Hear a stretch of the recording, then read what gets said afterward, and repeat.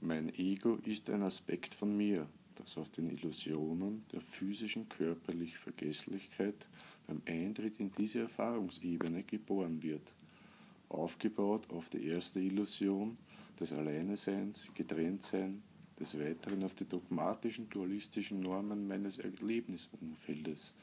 Daraus entsteht die zweite Illusion, die Angst. Aus dieser entstehen Wut, Zorn, Neid, Trauer, Eifersucht, Hass und alle weiteren Aspekte der Angst.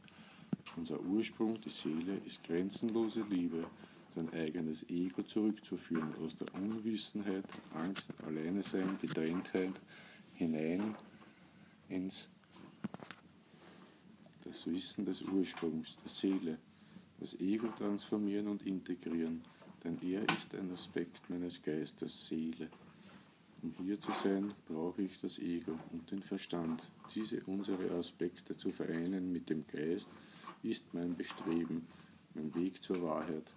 Körper, Geist, Seele, so wie ich denke, so wird mir geschehen.